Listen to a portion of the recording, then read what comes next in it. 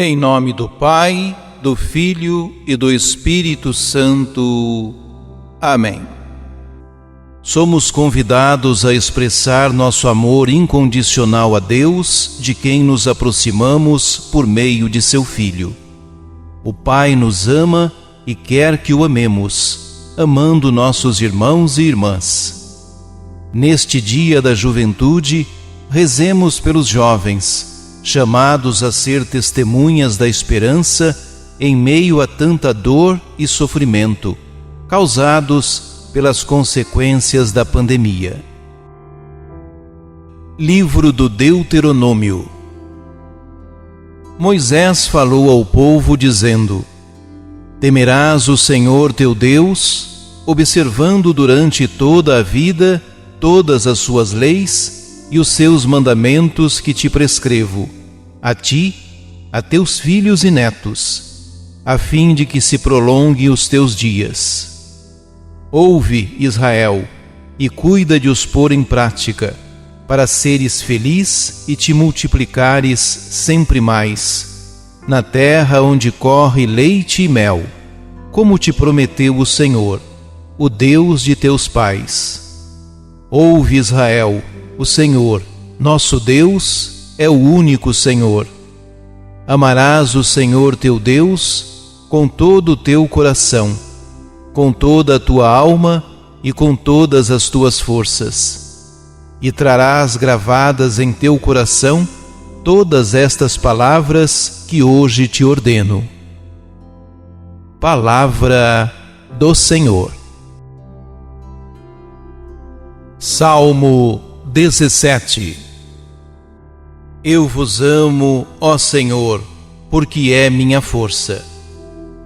Eu vos amo, ó Senhor, é minha força, minha rocha, meu refúgio e salvador.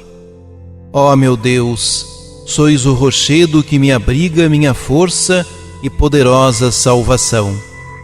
Ó meu Deus, sois o rochedo que me abriga, sois meu escudo e proteção, em vós espero. Invocarei o meu Senhor, a Ele a glória e a dos meus perseguidores serei salvo. Viva o Senhor, bendito seja o meu rochedo, e louvado seja Deus, meu Salvador. Concedeis ao vosso Rei grandes vitórias e mostrais misericórdia ao vosso ungido. Eu vos amo, ó Senhor, porque é minha força. Carta aos Hebreus. Irmãos, os sacerdotes da antiga aliança sucediam-se em grande número, porque a morte os impedia de permanecer. Cristo, porém, uma vez que permanece para a eternidade, possui um sacerdócio que não muda. Por isso ele é capaz de salvar para sempre aqueles que, por seu intermédio, se aproximam de Deus. Ele está sempre vivo para interceder por eles.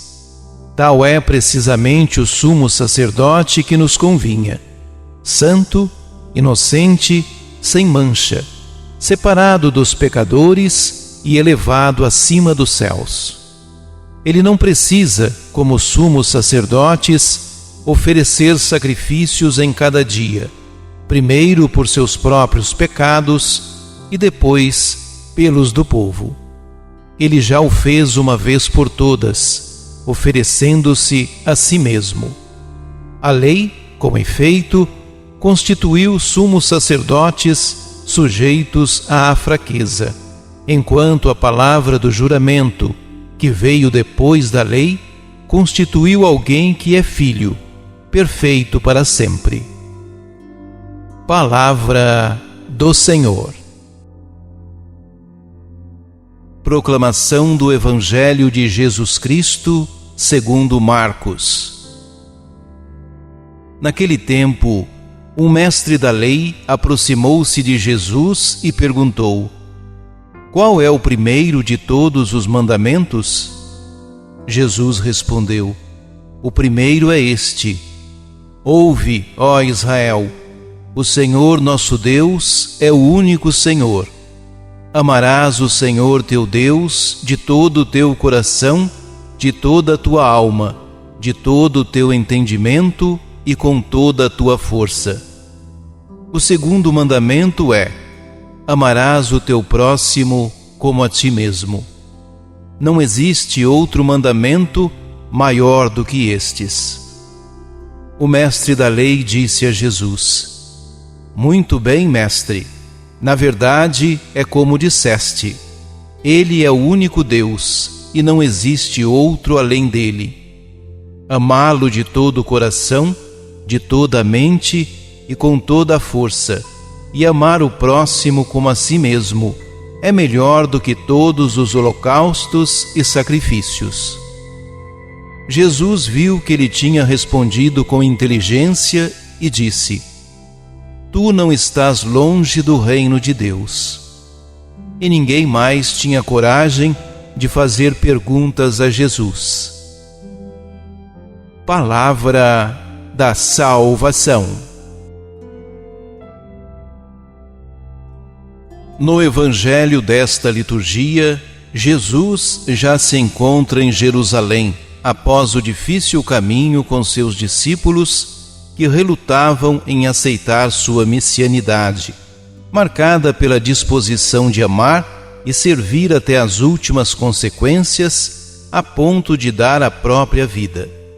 Se no caminho seus principais opositores foram os próprios discípulos, em Jerusalém serão as lideranças religiosas e políticas.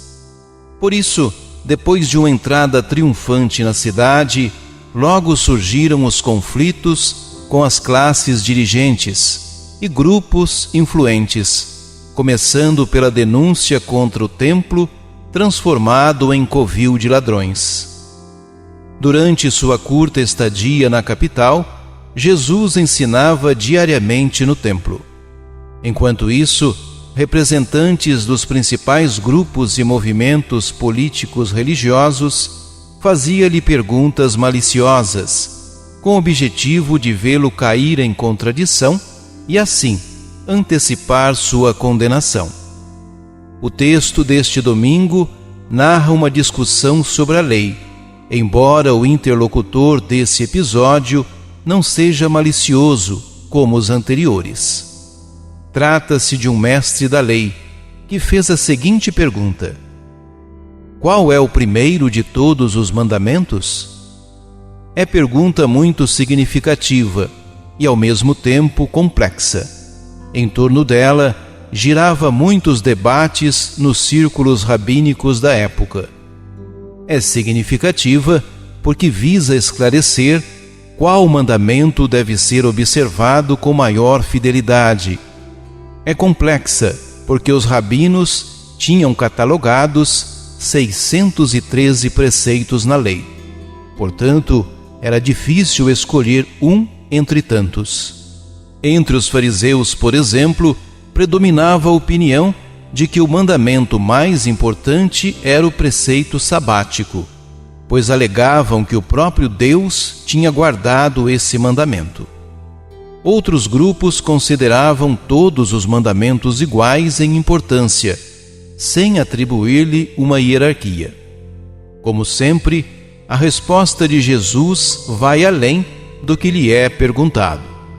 Para isso, ele recorre a duas passagens do Antigo Testamento e formula sua própria síntese, apresentando juntos o primeiro e o segundo mandamentos, como um projeto de vida que revela seu próprio jeito de viver. Assim, propõe o amor a Deus com toda a intensidade do ser da pessoa, recorrendo ao núcleo fundamental da fé israelita, em paralelo ao amor ao próximo como a si mesmo, como se fossem as duas faces de uma mesma moeda. O mandamento por excelência é o amor, e este só é verdadeiro quando é destinado simultaneamente a Deus e ao próximo. Talvez essa seja a maior novidade de todo o seu ensinamento. Reconhecendo a maravilha da resposta de Jesus, o mestre da lei também entra na sua dinâmica e acrescenta uma novidade, não como invenção pessoal, mas como interpretação da mensagem profética. Amar a Deus e ao próximo de forma inseparável é superior a qualquer holocausto e sacrifício.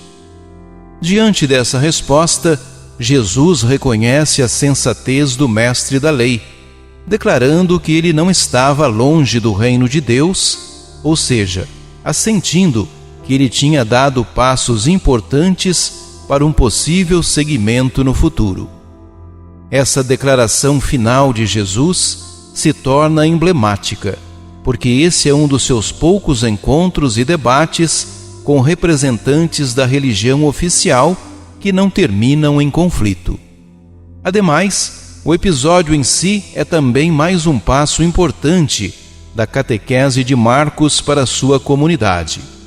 Fora do grupo, há pessoas mais dispostas e abertas aos ensinamentos de Jesus do que seus próprios discípulos. Oremos. Ó Jesus Mestre, teu diálogo com o doutor da lei criou ocasião para nos ensinares sobre o mandamento mais importante: amar a Deus acima de tudo e amar o próximo como a nós mesmos. Ajuda-nos, Senhor, a assimilar em profundidade o significado desses mandamentos e a colocá-los em prática. Que desça sobre nós, Senhor, a vossa graça, porque em vós pusemos a nossa confiança.